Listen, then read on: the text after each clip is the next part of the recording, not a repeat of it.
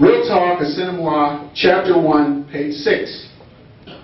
I was conscious, even as a youngster, of the lack of black images on television at the time. The black images I saw were overwhelmingly demeaning and stereotypical. Amos and Andy, 1951 to 1953, came and went during my youth. A Square was first a radio program in the 30s that featured white people imitating black people, or what they thought black people sounded like. Radio made this too easy. Eventually, looking to spread the vermin and make money, it was turned into a feature film titled Check and Double Check, 1930, with the white radio actors Freeman Gosden and Charles Correll, who portrayed the black characters Amos and Andy on the radio, but who were now in blackface for the film. The film also featured on-screen performances by Duke Ellington and the Cotton Club Orchestra. They performed two original compositions, Old Man Blues and Ring Them Bells. Because of the seeming success of both the film and radio program, it was decided for television it would be more appropriate to hire black actors. What a favor. For those who have not seen the sickening images of Amos and Andy, they stand as a pinnacle in media history for their sheer ignorance in portrait and visual rape of black people using the instrument of television. The irony is that Spencer Williams, 1893 to 1969, who portrayed Andy Brown in the television series Amos and Andy, was a progenitor in American independent black cinema, also known as race movies, that were made in the early part of the 20th century from 1910 until 1950. Before his arrival in Hollywood, Williams was a decorated World War I veteran. Williams worked for Broadway theater impresario Flo Ziegfeld. He studied acting with the great black comic artist Bert Williams. Of no relation to each other, Spencer Williams' feature career follows the rise of studio production in Hollywood. Williams had a college education which helped to open doors of opportunity for him in Hollywood.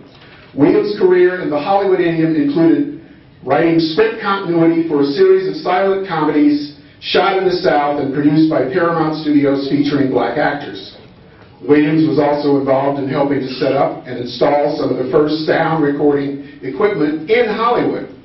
From his experiences in the Hollywood idiom, Williams was poised to begin work when the race movie era arrived. Race movies were written, produced, directed, and distributed by blacks and starred all-black casts. In addition to black entrepreneurs, many white independent filmmakers made race movies. The black experience in film and television in the U.S. has been, and in many ways is still, distorted, denied, denigrating, and dangerous. Newspaper accounts indicate that between 1910 and 1950, there were more than 150 production companies, black and white owned, producing race movies. Race movies were an alternative to Hollywood-made films specifically for the black audience. In addition, there were over 460 movie houses during that period that featured and distributed race movies. Race movies came about because of segregation and as a direct result of black and white filmmakers responding to D.W. Griffith's Civil War Chronicle made in 1915, The Birth of a Nation. It is a seminal film of American history because it develops the cinematic grammar for American cinema as we know it, with its editing, story construction, and use of a live orchestra to accompany the film when it was first exhibited. However, the film glorified and chronicled the rise of the Ku Klux Klan after Reconstruction. In many ways, the film continues to be used as a tool for those who still hold less than generous beliefs of their fellow man. The cinematic images of black people using both black actors and white actors in blackface makeup are a graduate-level study of racist cinema. The stereotypes from that film created the lexicon of racist images that were so aptly described in Don Vogel's book on the subject of black images, Toms, Coons, Mulattoes, Mammies, and Bucks. Race movies presented a variety of positive images of the black experiences. Black actors who made the transition from race movies to Hollywood films included Paul Robeson, Lena Horne, Bill Robinson, Robert Earl Jones, James Earl's dad, and Ethel Waters, to name a few.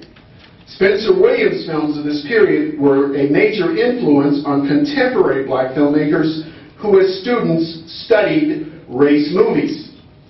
Spencer Williams of this film were a major influence on people like Charles Burnett, Julie Dash, Reginald Hudlin, Melvin Van Peebles, John Singleton, Spike Lee, and they've all gone on record as having studied the films of Spencer Williams.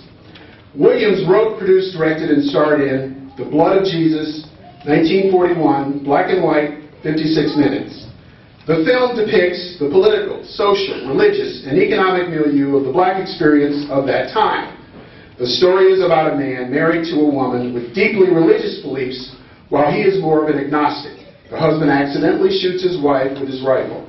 In the film, we see his spirit is touched by angels of mercy, and with his newfound faith, along with prayer from his wife's pastor and their church members, coupled with his religious conversion. The film has religious scenes that take place in the river where people are being baptized, accompanied by a gospel choir. Later in the film, Williams' use of an experimental montage of images to convey what heaven might look like are striking even in black and white. Williams captures a black American social realist perspective adroitly. By 1950, the race movie era came to an end. Williams goes into semi-retirement in the Midwest and is working as a photographer when he reads a full-page ad in Variety, the Bible of the film industry, asking for actors, specifically black actors of all types. That call was for Amos and Andy. Thank you. And thank you, Spencer Williams.